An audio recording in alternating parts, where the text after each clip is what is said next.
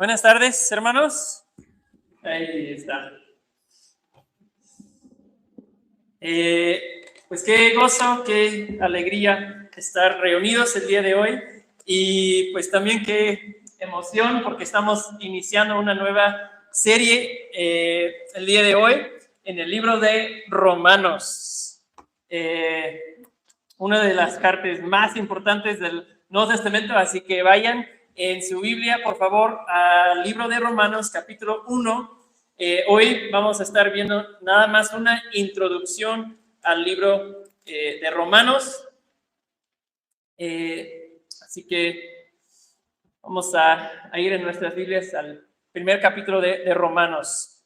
Y antes de entrar, pues quisiera orar una vez más. Padre, gracias que tú nos permites estar aquí reunidos en el día de hoy. Gracias por mis hermanos que tú los has traído aquí en el día de hoy.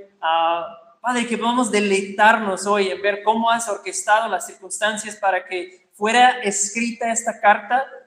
Y Padre, yo te ruego que utilices su mensaje en la vida de esta iglesia, en nuestras vidas personales, Señor, que este estudio nos prepare, Señor, para salir a un mundo oscuro con tu evangelio. Y Padre, que podamos ser cambiados y transformados por medio de esta carta, Señor. Tu palabra es poderosa. Nos encomendamos a ti y este tiempo a ti, Señor. En tu nombre Jesús lo pedimos. Amén. Amén. Pues me da gusto poder abrir esta carta a los romanos. También me da gusto ver unos rostros que no habíamos visto en algún tiempo. Ahí está Cami y Adolfo de regreso con nosotros atrás, recién llegados de Ecuador. Entonces estamos contentos de verlos entre nosotros. Y ahí de visita con nosotros está el Yud y Scarlett y sus hijos, que son amigos nuestros. Ellos son los que están a cargo de la escuela donde van nuestros hijos, y Andy y algunos otros aquí. Entonces es un gozo tenerlos entre nosotros. Romanos, cuando comenzamos una serie nueva aquí en la iglesia, que va a ser una serie extendida, y por cierto, lo que estamos haciendo hoy es que estamos regresando de cierta manera a lo que es la dieta normal de esta iglesia, ¿verdad? En que predicamos expositivamente a través de libros de la Biblia. Eso ha sido nuestra práctica durante unos 5 años, me imagino, o más. Es lo que estamos iniciando hoy, el libro de Romanos. Y aquí al inicio siempre es de ayuda, pues dar contexto y entender quién escribió, por qué escribió a esas personas en ese momento, cuál es el tema central, todas esas cuestiones para dar una buena base sobre la cual trabajar y construir a medida que avancemos en la serie. Porque, pues la verdad, Romanos es un libro pues de 16 capítulos, uno de los más largos del Nuevo Testamento, y vamos a estar aquí en Romanos un buen rato.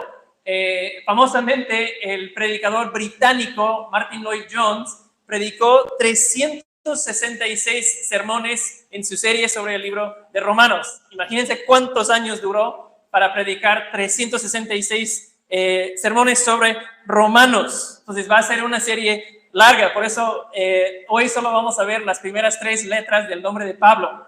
No, esa es broma. Vamos a ir un poco más lejos. Pero aunque no vamos a durar tanto como Lloyd-Jones, pues sí vamos a estar como estacionados en Romanos 1 año, probablemente un poco más.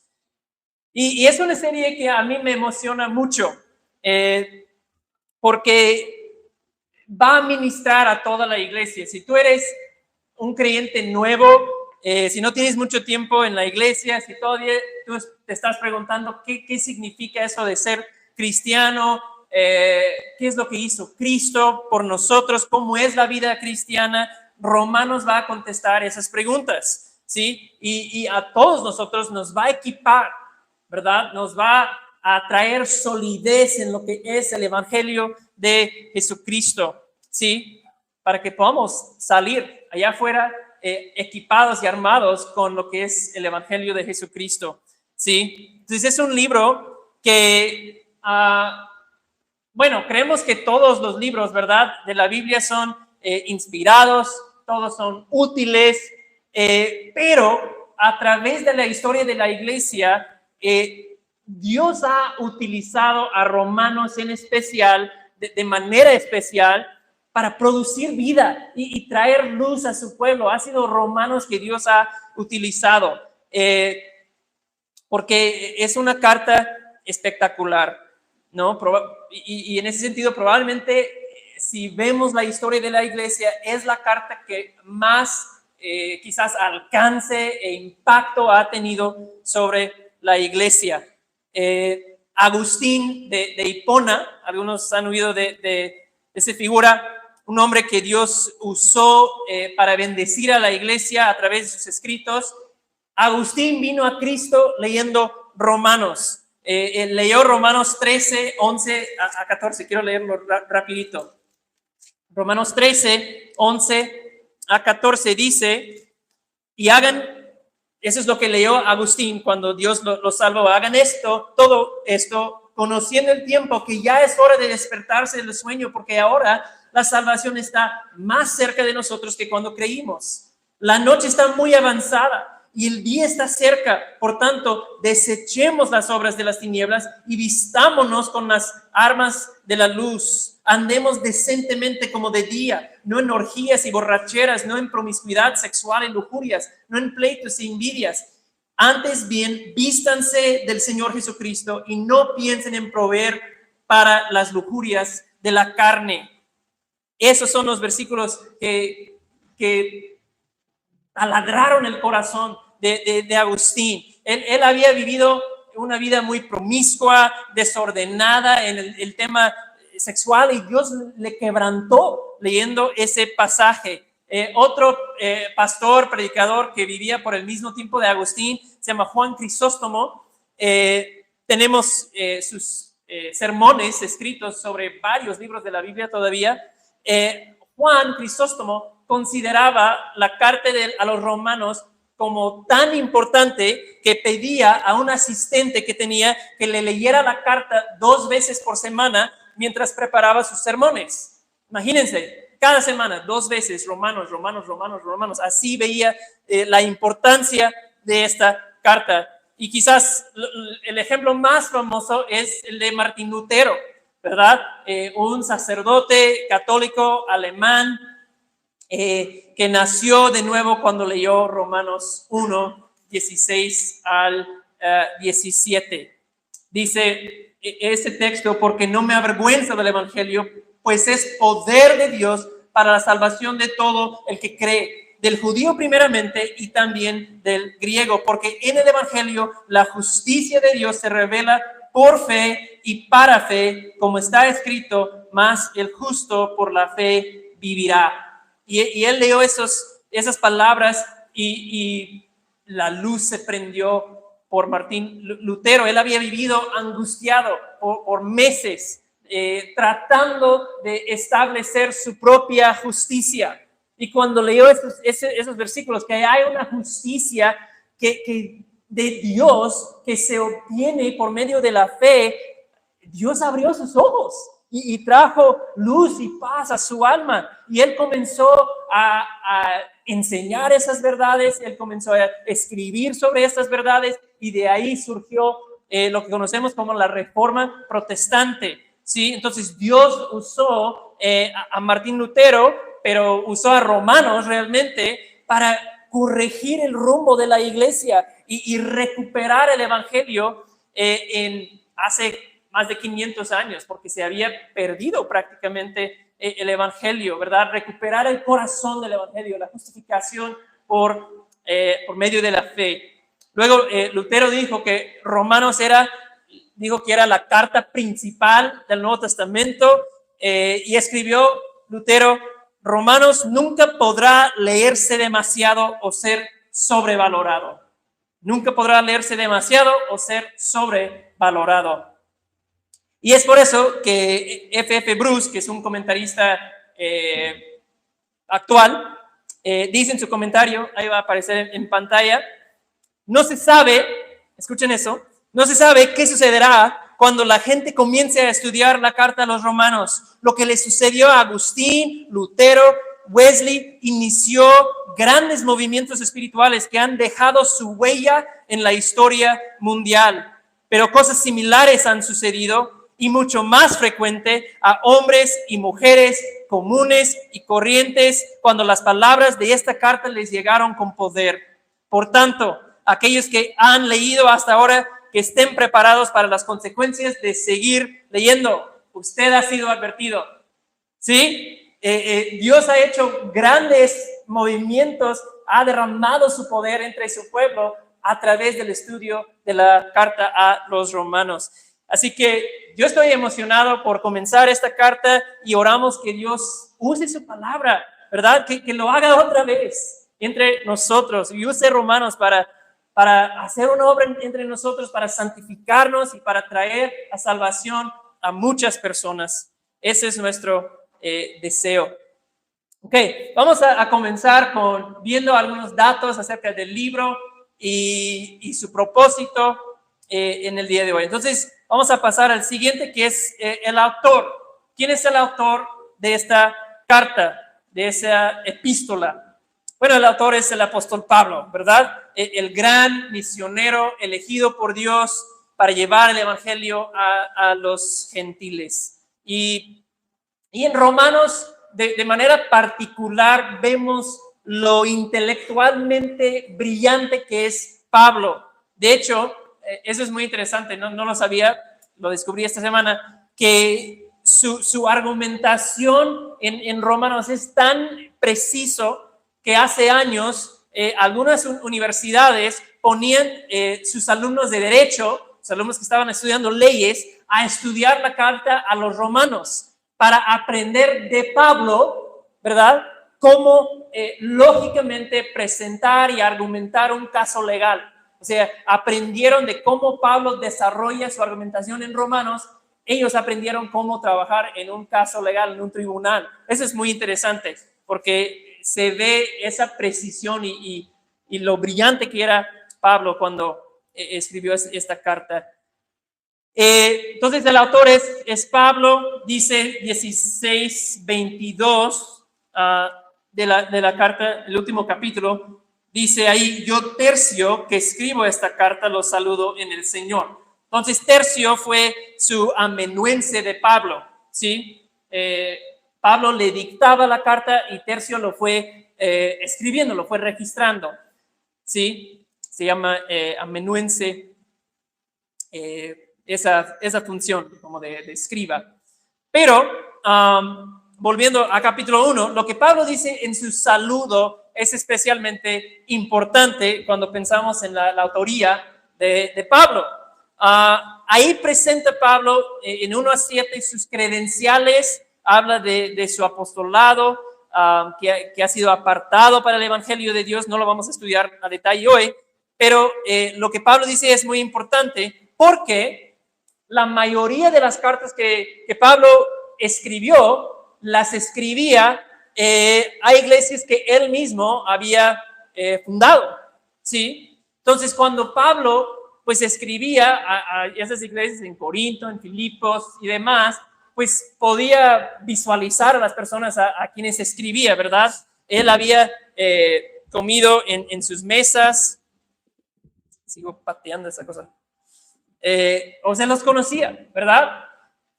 Y eso es algo distinto con la carta a los romanos. Pablo no fundó la iglesia en Roma. Pablo no había llegado a Roma, no había conocido a la iglesia en Roma, porque el evangelio no llegó a Roma a través de Pablo.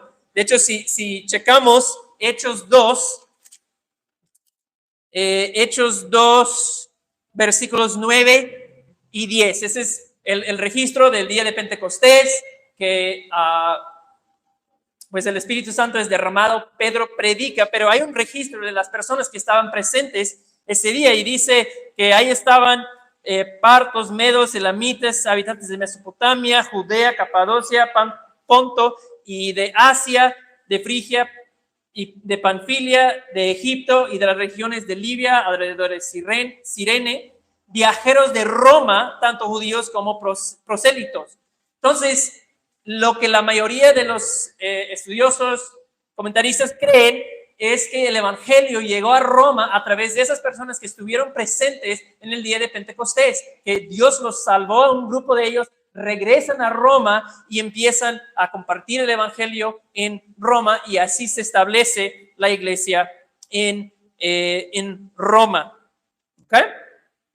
Ahora, los destinatarios, ¿verdad? ¿A quién escribe Pablo?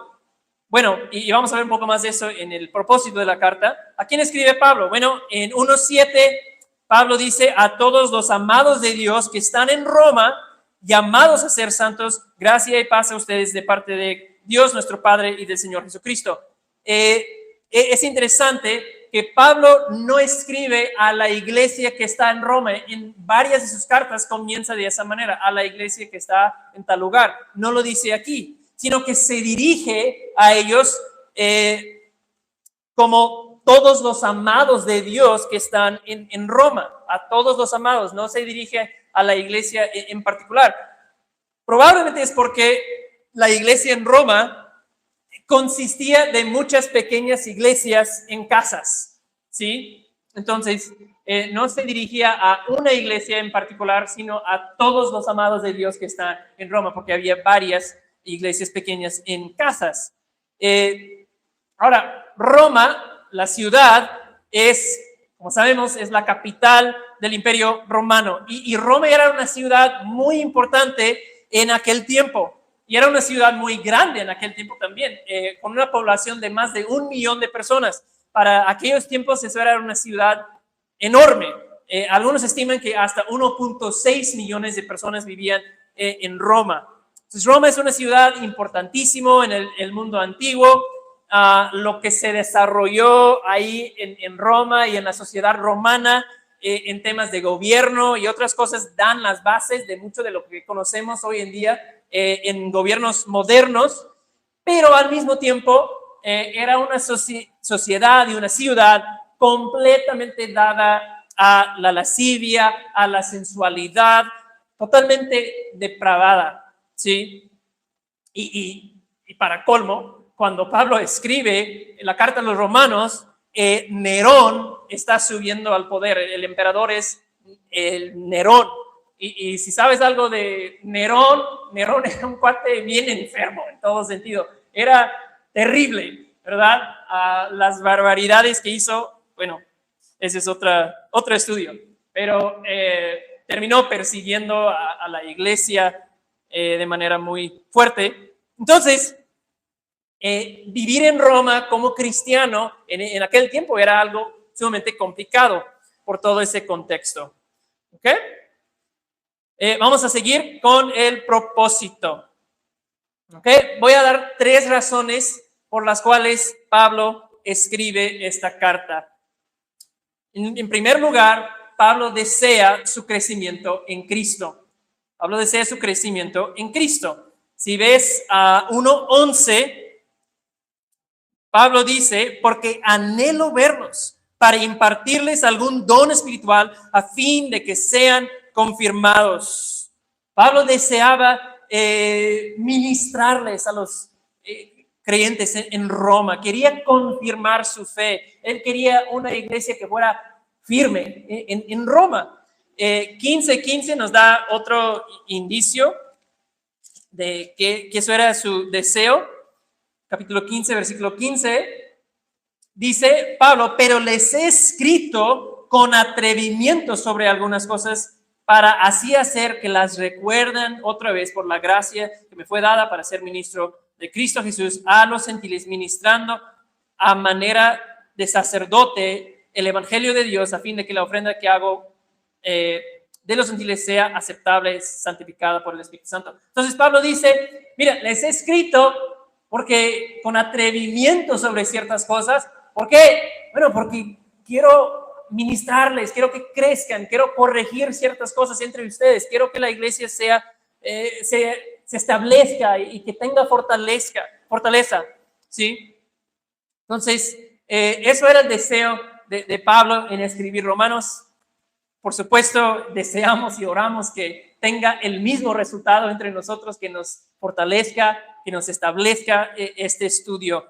En segundo lugar, dale otro clic ahí, Pablo quería que Roma fuera su base de operación para de ahí alcanzar el resto de Europa, España y todo el oeste de Europa. Me encanta esto de Pablo.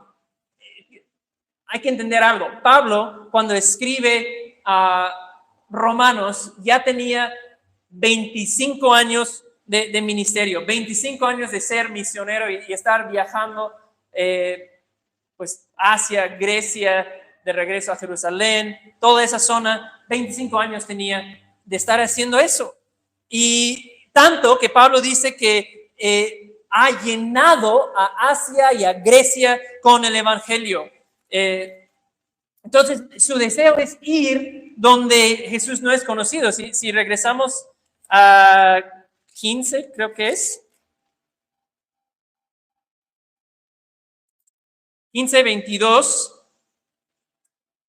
Pablo dice ahí: por esta razón muchas veces me he visto impedido ir a ustedes, pero ahora, no quedando ya más lugares para mí en estas regiones, y puesto que por muchos años he tenido un gran deseo de ir a ustedes, cuando vaya a España los visitaré, porque quiero verlos al pasar y que me ayuden a continuar hacia allá después que haya disfrutado un poco de su compañía. Entonces Pablo dice: en estas partes donde yo he predicado ya no me queda lugar para seguir trabajando. Yo ya he hecho lo que tengo que hacer en estos lugares, entonces quiero ir más allá. ¿Sí? Esa actitud de Pablo me reta, nos debería retar a todos, ¿sí? Y de paso, dice Pablo, quiero que me ayuden en ese proyecto, en ese deseo de ir hasta España.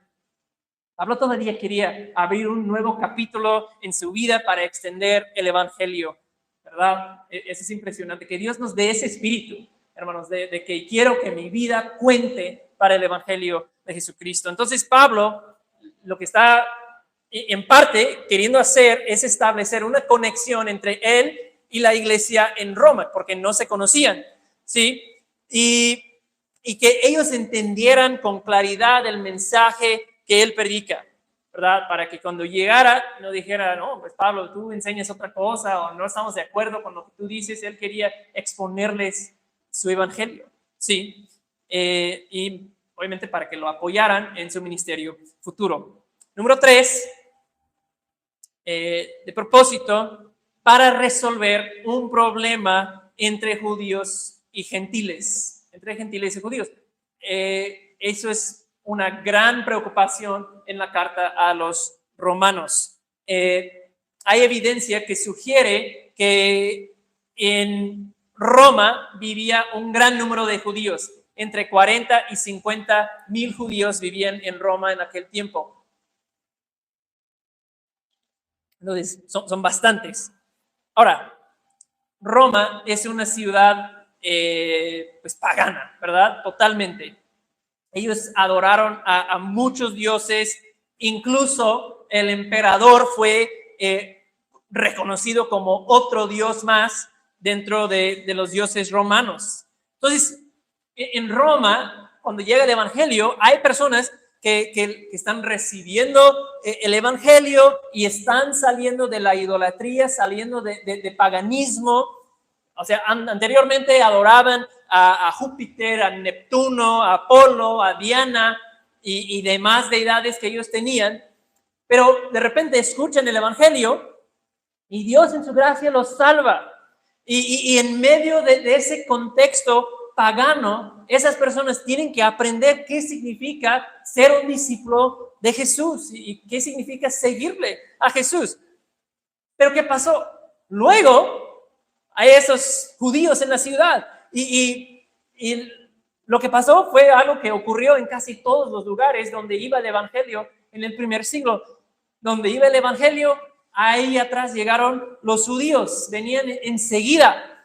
¿Y qué dijeron ellos? Pues ellos dijeron, no, está bien que han creído en Jesús, excelente, pero tenemos que ayudarles a entender algunas cosas más. Para ser buen cristiano y honrar a Dios y agradarle realmente, es necesario que practiquen y observen la ley de Moisés.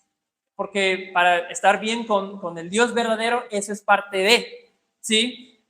Comenzando con la circuncisión, que era como la marca de los que pertenecían al pueblo de Dios, ahí llegaban los judíos a imponer eso. O sea, ¿cuántas veces leemos en Hechos que son los judíos que se levantan contra Pablo? ¿Sí? Cuando él empieza a predicar que ya no tienen que ser circuncidados, ya no tienen que observar la ley, pues los judíos se enojan, luego, ¿sí? Le golpean, hacen que se alborote la ciudad, lo mandan a la cárcel. O sea, es una lucha constante en la iglesia temprana. Este asunto de entender hasta qué punto los gentiles tienen que guardar la ley de Moisés. O sea, a los judíos les costaba mucho entender.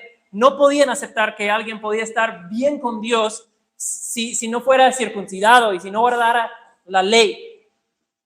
Y Pablo veía eso como una gran amenaza al evangelio, ¿sí? Gálatas es un ejemplo clarísimo de eso. Y otro dato aquí en cuanto a Romanos es que el historiador Suétano, historiador romano, él registra que en 49 después de Cristo, el emperador Claudio expulsó a todos los judíos de Roma, de la ciudad de Roma, ¿sí? Y la razón por qué lo hizo, según Suétano, fue disturbios entre los judíos, peleas entre los judíos, a causa de una persona que él llama, Suétano, Crestus. Y lo interesante aquí es que muchos eruditos, comentaristas, historiadores, creen que se refiere a Cristos, que en el griego se refiere a Cristo, a Jesús, ¿sí? Y que ese Suétano o no recibió bien la información o se equivocó al escribir o es un error ortográfico, ¿no?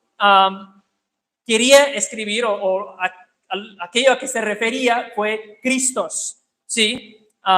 Porque pues la diferencia entre Crestus y Cristos que él escribía es solo la diferencia de una letra, ¿sí? Una épsilon en vez de iota. Entonces, es muy parecido a cómo se deletrea Cristo en griego. Entonces, muchos creen que Claudio saca a todos los judíos de la ciudad en 49 después de Cristo, por eso, a causa de disturbios sobre las enseñanzas de Cristo. Ahí están esos gentiles recibiendo el evangelio y ahí están los judíos diciendo, no, tienen que observar la ley, y ahí surgió ese conflicto y tensión. Entonces, pues Claudio probablemente escucha, no, es que los judíos están peleando otra vez, y no se preocupa mucho por indagar o entender qué es lo que estaba pasando, y pues dice, bueno, si tiene que ver con los judíos, mejor sáquenlos todos, pues para evitar problemas, no los necesitamos a fin de cuentas, fuera de la ciudad todos los judíos, ¿sí? Eso es lo que sucedió. De hecho, si regresas a Hechos 18, la Biblia también registra ese suceso. Hechos 1-2 dice, después de esto Pablo salió de Atenas y fue a Corinto, en Grecia. Ahí se encontró con un judío que se llamaba Aquila, natural de Ponto, quien acaba de llegar de Italia con Priscila, su mujer, pues el emperador Claudio había ordenado a todos los judíos que salieran de Roma. Entonces ahí está el registro histórico, también en la Biblia, de eso que sucedió. Ahora, ¿por qué es importante eso? Bueno, Claudio, el emperador, muere en 54, los expulsa en 49, él muere en 54, entonces 5 años después a los judíos se les permite regresar a Roma. Entonces es muy probable que en esos 5 años, pues de repente la iglesia se había convertido en una iglesia completamente gentil, pues ya no estaban los hermanos judíos, entonces probablemente todo ha cambiado en esos 5 años. Habían dejado atrás por completo los costumbres judíos. Entonces, cuando los judíos regresan después de esos 5 años y todo ha cambiado, pues ¿qué pasa? Eso ya genera mucha tensión entre esos hermanos judíos y gentiles, ¿sí? Y a eso se dirige Pablo, a esta tensión que existe en la iglesia. Lo podemos notar desde el inicio, en 1:16, otra vez lo que leímos antes. Pablo dice: no me avergüenzo del evangelio, es poder de Dios para la salvación de todo el que cree. Perdí mi lugar. Del judío primeramente y también del griego. ¿Okay? Entonces, desde el inicio, Pablo está diciendo: a ver, ese evangelio es para todos, tanto para el griego y tanto para el judío. Desde el inicio lo está dejando bien claro, ¿sí? Y vamos a ver que en los primeros capítulos 2, 3 y 4, Pablo se dirige a los gentiles y después se dirige a los judíos, o es al revés, creo. Pero lo que va a decir es que tanto judío como gentil, todos están condenados, todos están bajo la condenación, seas judío, seas gentil, todos están en la misma condición ante Dios. Y la única manera en que uno puede ser salvo es a través de la fe en Jesús. Pablo enfatiza ese punto mucho. Luego capítulos 14 y 15 van a tratar algunas cuestiones prácticas, pero que tienen de fondo que ver con el mismo tema de esas divisiones entre judíos y gentiles. Entonces, es una de las grandes preocupaciones de Pablo en Romanos. Él quiere que la iglesia se mantenga fiel al evangelio de Jesucristo, ¿verdad? La libertad que ellos tenían en Cristo y que no sean persuadidos por los judíos que quieren hacerles volver a la ley de Moisés, ¿verdad? En Gálatas lo dice Pablo bien claro, o sea, Pablo dice: ¿quieren volver a abrazar la ley, a vivir según la ley? O sea, Pablo dice: pues dale, pero que sepan que están siguiendo otro evangelio que ni es evangelio, ¿sí? Si quieren seguir la ley, están volviendo a la esclavitud. Eso es lo que dice Pablo. Entonces, ese es un gran tema también, resolver ese conflicto y tensión entre judíos y gentiles en Romanos. ¿Ok? Vamos a seguir. El tema del libro. Hay un mensaje o un tema central en el Evangelio de Romanos, un tema que unifica toda la carta. Y yo quiero proponer que el tema central es el Evangelio de Dios. El Evangelio de Dios. Vamos a ver algunas cosas interesantes que nos indican como intérpretes que ese es el tema central. Rapidito, en el saludo de 1 a 7, vean versículo 1. Dice Pablo: apartado para el Evangelio de Dios. Luego en 3 dice que es un mensaje acerca de su Hijo, que es un mensaje según las Sagradas Escrituras. O sea, lo que vino antes predijo lo que yo les estoy diciendo. Todo eso es según lo que la Escritura ya predecía. Luego, en versículo 5 dice: para promover la obediencia de la fe entre todos los gentiles por amor a su nombre. Ahora, vayan a 16, al final de la carta, los últimos versículos, la doxología final. Pablo dice, 16-25, aquel que es poderoso para afirmarlos conforme a mi evangelio. Otra vez, el tema del evangelio y la predicación de Jesucristo. Pablo había mencionado exactamente esas dos cosas iniciando la carta. Y luego, bajando a 26, Pablo dice, se da a conocer a este evangelio a todas las naciones, eso lo mencionó en uno, y para guiarlas a la obediencia de la fe por medio de Jesucristo. Entonces, el evangelio para llevar a las naciones a la obediencia, ese tema se encuentra al inicio y al final de la carta. ¿Por qué importa eso? Pues eso se llama en estudios de literatura, de técnicas literarias, un inclusio, que cuando el autor coloca el mismo tema, el mismo material al inicio y al final de su escrito, es un indicador que el tema central es eso, que abre hablando de lo que quiere hablar y cierre hablando de lo que habló en toda la carta. El evangelio es el tema central de Romanos, abre y cierre con el mismo tema. Ahí va a aparecer una cita de uno de los mejores comentaristas, Douglas Moo, de Romanos. Él dice: Romanos es el resumen de Pablo sobre el evangelio que él predica. Entonces, ese es un hombre que ha pasado años de su vida estudiando Romanos, y él dice: el tema central es el evangelio. ¿Ok?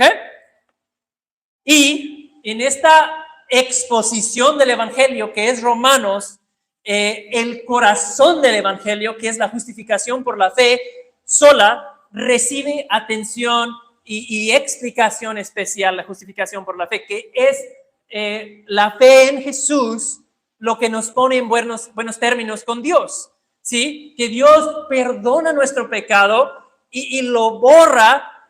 ¿Por qué? Porque nos ha dado la justicia de Cristo, ¿sí?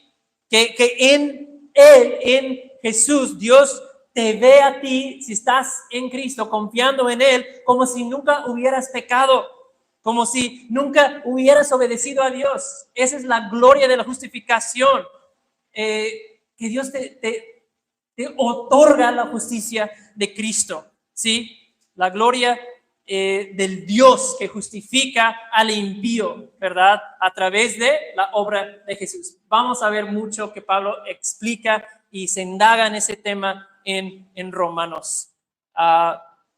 ¿Ok? Vamos terminando. Quiero darles un panorama muy rápido del libro. ¿Ok? Vamos a caminar rápido todo el libro, como que nada más resaltando el tema central de cada sección. Y ahí va a aparecer en pantalla esos puntos. Cuando lleguemos ahí, Beto los va a ir poniendo. Capítulo 1, de versículo 1 a versículo 17, es la introducción. ¿Ok? Y pues ya hemos visto, Pablo se presenta, comenta de su deseo de visitar a Roma. Esa es la primera sección. La segunda, de 2 a 3:18, nos muestra la necesidad de todos, como ya dije, judío o gentil, de la justicia que viene de Dios. ¿Okay? Pablo va a dejar clarísimo que nosotros no tenemos justicia propia, ¿sí?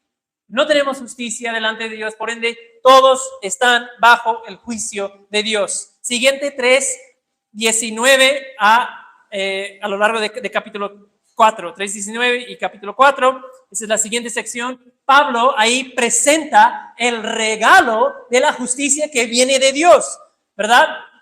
Ya lo dije, no tenemos nosotros justicia, eso es lo que Pablo va a dejar claro, solo tenemos nosotros injusticia y maldad, y por ende todo el mundo está condenado a muerte. La sentencia ya ha sido dictada, muerte y condenación para todos, pero por medio de la fe en Cristo y la redención que se encuentra en Él, la justicia perfecta de Jesús es otorgada a pecadores, y ellos son justificados por medio de la fe en Jesús. Una justicia ajena nos es dada, ¿sí? Y lo interesante en 4 es que Pablo va a mostrar que Dios, eso no es algo nuevo. Dios ya lo había hecho de esta manera, y va a dar el ejemplo de Abraham y cómo Dios trabajó con Abraham. ¿Ok? Entonces, si 1:18 a 4 es el evangelio explicado, de 5 a 8 es el evangelio experimentado. el evangelio explicado y luego el evangelio experimentado. Y ahí de 5 a 8, Pablo va a dar los resultados, va a explicar los resultados y beneficios de haber recibido la justificación, de haber sido justificado delante de Dios. Hay grandes beneficios que recibimos por haber sido justificados. Luego 9 a 11, Pablo defiende el evangelio.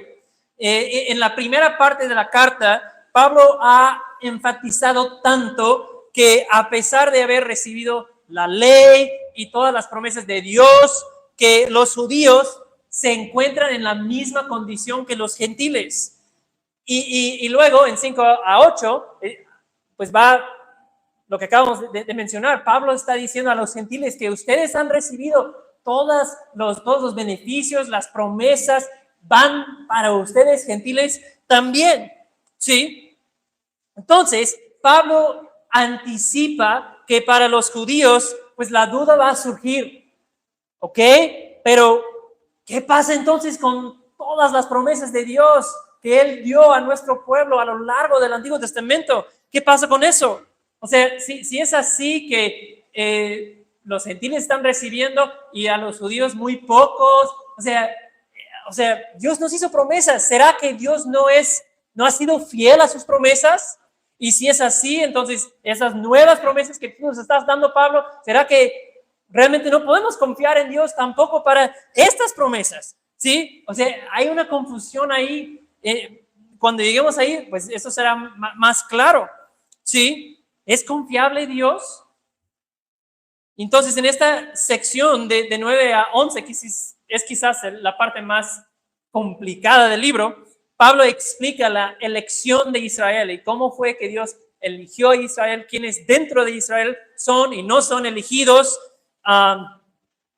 y habla de la desobediencia de Israel y luego termina, o su argumento en todo, es que el plan de Dios no ha cambiado. ¿Sí? Sus promesas no han sido alteradas de ninguna manera porque su plan de Dios siempre ha sido salvar a un pueblo de todas las naciones, no nada más de los judíos. ¿Sí? Luego de 12 a 15,